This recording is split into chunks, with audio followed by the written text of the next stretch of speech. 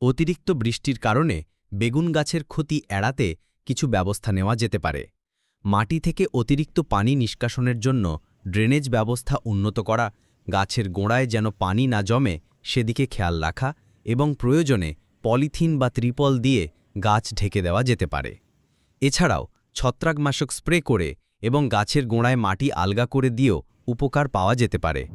অতিরিক্ত বৃষ্টির কারণে বেগুন গাছের ক্ষতির প্রধান কারণ হল মাটিতে অতিরিক্ত পানি জমে যাওয়া এবং এর ফলে গাছের শিকড় পচে যাওয়া, সেই সাথে ছত্রাক রোগের প্রাদুর্ভাব বৃদ্ধি পাওয়া।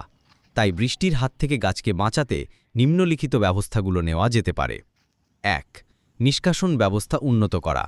জমিতে এমনভাবে নালা তৈরি করতে হবে যেন বৃষ্টির পানি দ্রুত নিষ্কাশিত হতে পারে। বেগুন গাছের গোড়ায় যেন পানি না জমে সেদিকে খেয়াল রাখতে হবে।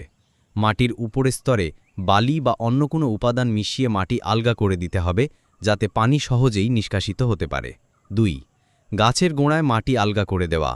বৃষ্টির পর গাছের গোড়ার মাটি আলগা করে দিলে শিকড় ভালোভাবে শ্বাস নিতে পারবে এবং পচন রোগ থেকে রক্ষা পাবে। মাটি আলগা করার সময় খেয়াল রাখতে হবে যেন গাছের শিকড়ের ক্ষতি না হয়। ৩. পলিথিন বা ত্রিপল দিয়ে ঢেকে দেওয়া। অতিরিক্ত বৃষ্টি হলে বেগুন গাছকে পলিথিন বা ত্রিপল দিয়ে ঢেকে দেওয়া যেতে পারে, তবে খেয়াল রাখতে হবে গাছ যেন সম্পূর্ণভাবে ঢাকা না পড়ে, কারণ এতে গাছের স্বাভাবিক বৃদ্ধি ব্যাহত হতে পারে। ৪. ছত্রাকনাশক স্প্রে করা।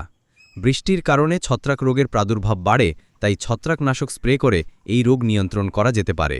বাজারে বিভিন্ন ধরনের ছত্রাকনাশক পাওয়া যায়, যেমন ম্যানকোজেব, কার্বেন্ডাজিম ইত্যাদি।